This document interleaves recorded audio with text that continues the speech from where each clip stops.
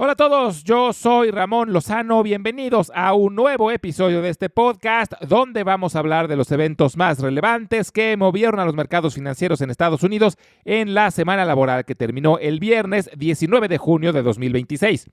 En la empresa de la semana vamos a hablar sobre Puma y en la sección educativa vamos a hablar sobre la FIFA.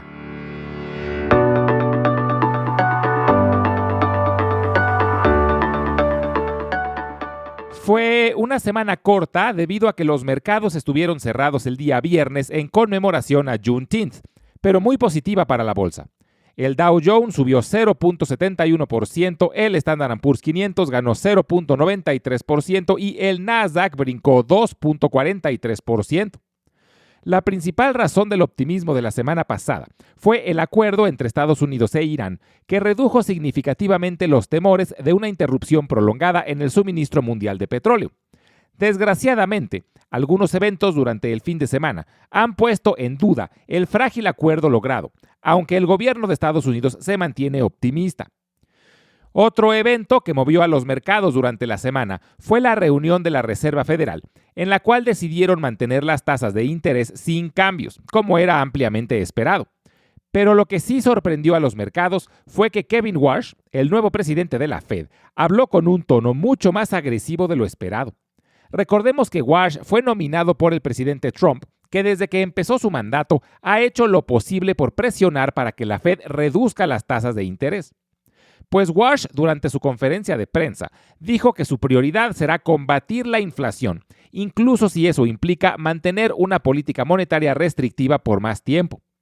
Algo bueno de estos comentarios es que alivian las preocupaciones que han surgido de que el presidente Trump estaba buscando quitarle independencia a la Fed. Por lo menos en apariencia, Kevin Warsh tratará de mantener esa independencia, lo que a largo plazo es muy bueno para la economía. Pero a corto plazo, causa preocupación porque una política monetaria restrictiva suele funcionar como un freno a la economía. Hace que los intereses que se pagan por los créditos sean más altos. Y ahorita muchas empresas están invirtiendo fortunas en desarrollo para la inteligencia artificial y la mayoría están pidiendo financiamiento. Si los intereses son más altos, la deuda es más cara y los retornos de inversión disminuyen. Otra novedad de la conferencia de prensa de la Fed fue el cambio en la forma en la que se va a comunicar con los mercados. Durante los últimos años, los inversionistas se acostumbraron a recibir muchas pistas sobre el rumbo futuro de las tasas de interés. Sin embargo, Warsh eliminó buena parte de esa guía y dejó claro que las decisiones dependerán completamente de la información económica que vaya llegando. Esto generó volatilidad en el mercado de bonos y provocó que algunos analistas comenzaran nuevamente a hablar de posibles incrementos de tasas este año. Afortunadamente, el alivio provocado por la caída en el precio del petróleo terminó pesando más que las preocupaciones sobre la Fed. Además, el entusiasmo alrededor de la inteligencia artificial continúa impulsando al mercado. Empresas relacionadas con semiconductores, centros de datos e infraestructura tecnológica volvieron a liderar ganancias. En cuanto a información macroeconómica, tuvimos reportes mixtos. Por un lado, las solicitudes iniciales de apoyo por desempleo permanecieron relativamente elevadas. Pero por otro lado, las ventas al menudeo y el consumo siguen mostrando resiliencia, reforzando la idea de que la economía estadounidense sigue creciendo a pesar de la política comercial y los conflictos geopolíticos. En cuanto a temas microeconómicos, fue la primera semana completa de SpaceX como empresa pública, y su comportamiento fue relativamente normal, excepto por su tamaño. Las acciones subieron durante los primeros días y luego terminaron perdiendo algo de terreno. Este comportamiento es muy común en salidas recientes, pero SpaceX llegó a valer más que Microsoft. Es decir, llegó a ser la tercera empresa más valiosa del mundo, y sorprende porque aún no es rentable. Nvidia, Apple, Microsoft, Amazon y Alphabet son las empresas más grandes, pero generan cantidades gigantescas de dinero. Tienen negocios probados y muchos años de resultados consistentes. Pero SpaceX pierde muchísimo dinero cada año y necesita inyección de recursos para seguir creciendo. El hecho de que la evaluación de SpaceX sea tan elevada muestra el enorme entusiasmo que hay sobre su futuro. Definitivamente, Elon Musk ha logrado capturar la imaginación de los inversionistas con su empresa. Yum! Brands anunció que venderá Pizza Hut a la firma de capital privado Long Range Capital por $2.700 millones. La decisión parece reflejar un cambio de estrategia para enfocarse en sus marcas más exitosas, especialmente KFC y Taco Bell, que han mostrado un mejor desempeño en los últimos años. La industria de la pizza se ha vuelto cada vez más competida y Pizza Hut ha perdido participación de mercado frente a rivales como Domino's, Papa John's y Little Caesars. Salesforce anunció la compra de Fin, una empresa especializada en software de inteligencia artificial para atención a cliente, por $3.600 millones. Fin desarrolla agentes de inteligencia artificial capaces de interactuar con clientes a través de múltiples canales como correo electrónico, WhatsApp, mensajes de texto y llamadas telefónicas. Sin embargo, las acciones de Salesforce volvieron a caer. Las empresas de software como servicio no han logrado generar tracción desde que surgieron preocupaciones sobre posibles disrupciones a sus modelos de negocio por empresas de inteligencia artificial. Finalmente, Dave & Buster's tuvo una semana muy complicada. Sus acciones llegaron a caer cerca de 15% después de que la empresa reportara números mucho peores de lo esperado. La empresa culpó principalmente a los altos precios de la gasolina y a la incertidumbre geopolítica que han afectado el gasto discrecional de los consumidores. Esta semana la atención regresa al tema de la inflación. El jueves se publicará el índice de gastos de consumo personal, que es el indicador favorito de la Fed para medir la inflación. Algunos analistas esperan que la inflación subyacente haya tenido un repunte durante mayo, lo que podría reforzar la preocupación de que la Fed mantenga las tasas altas por más tiempo o incluso considere un incremento antes de que termine el año. También tendremos información sobre la balanza comercial y los índices preliminares de actividad manufacturera y de servicios. En cuanto a reportes trimestrales, el más relevante de la semana por lo que significa para el momento actual será el de Micron. También tendremos los reportes de FedEx, Carnival Cruise Lines, KB Home, Paychex, Darden Restaurants y McCormick.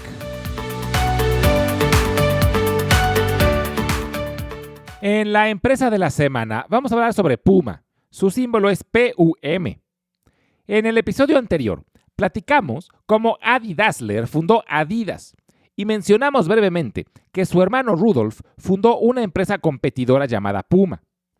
Resulta que antes de existir estas dos empresas, los hermanos Dassler trabajaban juntos en una empresa llamada Gebrüder Dassler Schuhfabrik, que en español significa fábrica de calzado de los hermanos Dassler. Esa empresa fue fundada en la década de 1920 en una pequeña ciudad alemana llamada Herzogenaurach o algo parecido. Adi era el responsable del diseño y desarrollo de los zapatos, mientras que Rudolf, que tenía una personalidad más extrovertida, se encargaba principalmente de las ventas y la parte comercial del negocio. La combinación funcionó muy bien y la empresa logró mucho reconocimiento cuando varios atletas utilizaron sus zapatos en los Juegos Olímpicos de Berlín en 1936, incluyendo al legendario Jesse Owens, quien ganó 4 medallas de oro. Sin embargo, durante la Segunda Guerra Mundial, la relación entre los hermanos comenzó a deteriorarse. Existen muchas teorías sobre las causas de la ruptura. Algunos historiadores apuntan a diferencias de personalidad y otros a desacuerdos políticos durante la guerra.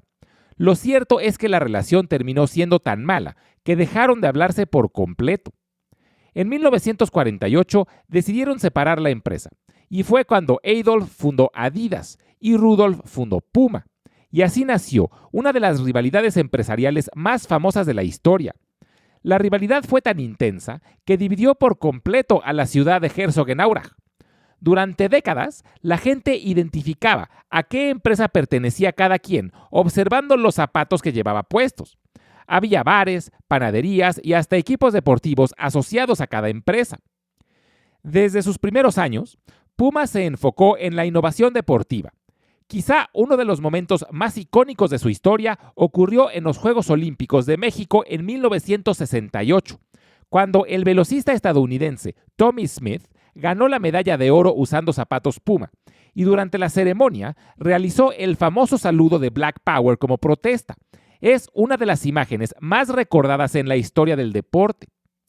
Sin embargo, durante las décadas siguientes, Puma no logró competir con éxito contra Adidas y Nike. Perdió participación de mercado y pasó por varios años complicados. La empresa tuvo que reinventarse, buscando diferenciarse a través de la moda, colaboraciones con celebridades y un enfoque más fuerte en estilo de vida, además del deporte profesional. Hoy Puma sigue siendo una de las empresas de ropa deportiva más importantes del mundo. Sus productos se venden en más de 120 países y mantiene una presencia importante en fútbol, atletismo, básquetbol y automovilismo. Ha patrocinado a figuras como Usain Bolt, Neymar y múltiples selecciones nacionales de fútbol. Sin embargo, la empresa enfrenta retos importantes. Nike sigue dominando gran parte del mercado deportivo global y Adidas ha recuperado mucho impulso en los últimos años. Además, la competencia de marcas emergentes como On Holding, Hoka, ASICS y Lululemon ha hecho que el mercado sea cada vez más competitivo. Las acciones de Puma se cotizan principalmente en la bolsa de Frankfurt, bajo el símbolo PUM. En Estados Unidos se pueden comprar a través de certificados de depósito bajo el símbolo PUMSY. Como conclusión, Puma y Adidas nacieron prácticamente al mismo tiempo, en la misma ciudad y de la misma familia. Sin embargo, el paso de las décadas terminó produciendo resultados muy distintos. Hoy Adidas vale cerca de 6 veces más que Puma y Nike mucho más. Aún así, Puma sigue siendo una de las marcas deportivas más reconocidas, además de que nos recuerda una rivalidad que trascendió a 2 hermanos y sigue viva después de 75 años.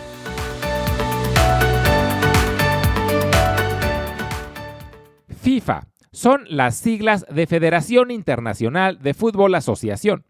Su nombre original es en francés, pero las siglas también funcionan en español. Fue fundada el 21 de mayo de 1904 en París, Francia, por representantes de 7 países europeos: Francia, Bélgica, Dinamarca, Países Bajos, España, Suecia y Suiza. Su objetivo fue el de crear una organización que estableciera reglas comunes para el fútbol y coordinara los partidos internacionales. Es curioso, pero Inglaterra, que es el país donde se originó el fútbol, no está entre los fundadores. La razón es que los ingleses ya tenían su propia asociación creada varias décadas antes y consideraban que no necesitaban una organización internacional que les dijera cómo administrar el deporte que ellos mismos habían creado. Además, en aquella época existía cierto sentimiento de superioridad deportiva y los británicos pensaban que nadie entendía el fútbol mejor que ellos y preferían administrar el deporte de forma independiente. Así que fueron ellos mismos los que decidieron mantenerse al margen de la naciente organización. Finalmente, Inglaterra aceptó participar y se unió a la FIFA apenas un año después de su fundación, en 1905. Aún así, durante muchos años mantuvieron una relación complicada y en varias ocasiones abandonaron y volvieron a ingresar a la FIFA, por desacuerdo sobre las reglas, el profesionalismo y la administración del deporte a nivel internacional. Durante sus primeros años, la FIFA era una organización relativamente pequeña. Sin embargo, el fútbol comenzó a expandirse rápidamente por Europa y América Latina. En 1913, se incorporaron asociaciones de otros continentes y poco a poco se convirtió en la autoridad mundial del deporte. El gran punto de inflexión llegó en 1930, cuando la FIFA organizó la primera Copa Mundial de Fútbol en Uruguay. 13 selecciones participaron en ese torneo y Uruguay se convirtió en el primer campeón del mundo. Con el paso de las décadas, la FIFA siguió creciendo. Como dato curioso, hoy la FIFA cuenta con 211 países afiliados. Esto es más que la ONU, la Organización de las Naciones Unidas, que está integrada por 193 Estados miembros. Pero esto pasa porque la FIFA no exige que sus miembros sean países soberanos. También permite la participación de algunos territorios y regiones con identidad futbolística propia. Por ejemplo, en la ONU se encuentra el Reino Unido, pero en la FIFA están por separado Inglaterra, Escocia, Gales e Irlanda del Norte. Lo mismo pasa con otros territorios como Puerto Rico, que es parte de Estados Unidos, Aruba o Curazao, que son parte de los Países Bajos, o las Bermudas, que pertenecen al territorio británico. Conforme el fútbol se fue convirtiendo en el deporte más popular del planeta, la FIFA también se transformó en una organización gigantesca. Actualmente, genera decenas de miles de millones de dólares gracias a patrocinios, derechos de transmisión, etc. Y desgraciadamente, esto ha hecho que se haya visto involucrada en escándalos grandes de corrupción. Durante décadas, la FIFA enfrentó acusaciones de corrupción relacionados con la asignación de sedes para los mundiales y asignación de patrocinios. El escándalo más grande ocurrió en 2015, cuando autoridades de Estados Unidos y Suiza iniciaron una investigación que llevó al arresto de varios altos directivos de la organización.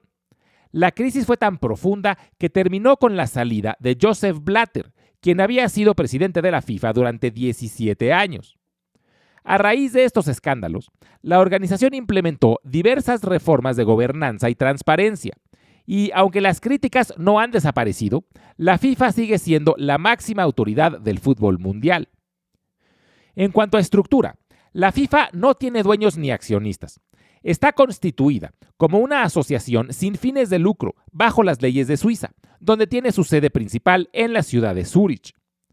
Cada una de las 211 federaciones afiliadas tiene derecho a participar y votar en el Congreso de la FIFA, que funciona como una especie de asamblea general. Ahí se elige al presidente, se aprueban cambios importantes y se toman las decisiones más relevantes para el futuro del fútbol mundial. Entonces, aunque la FIFA genera muchísimos miles de millones de dólares gracias a la Copa del Mundo, en teoría, ese dinero no pertenece a ningún dueño. Su función es utilizar esos recursos para organizar competencias, desarrollar infraestructura deportiva y promover el crecimiento del fútbol alrededor del mundo. Hoy la FIFA es probablemente la organización deportiva más poderosa e influyente del planeta. Y cada 4 años, la Copa del Mundo logra reunir a miles de millones de espectadores y convierte al fútbol en el centro de la atención mundial. La siguiente semana voy a estar de viaje, por lo que no voy a poder grabar, así que el próximo episodio saldrá dentro de 2 semanas. Les recuerdo que quien quiera apoyar este proyecto de forma directa y contribuir con este podcast lo puede hacer suscribiéndose al blog de Substack, al que pueden acceder directamente desde la página www.ramonlog.com. También quiero agradecer de nueva cuenta a los que ya se suscribieron. Muchísimas gracias por apoyar este proyecto. Y como siempre los invito a visitar nuestro canal de YouTube, donde pueden encontrar los audiogramas además de videos educativos. Lo pueden buscar como Invertir en la Bolsa Podcast. Muchas gracias y nos escuchamos en el siguiente episodio.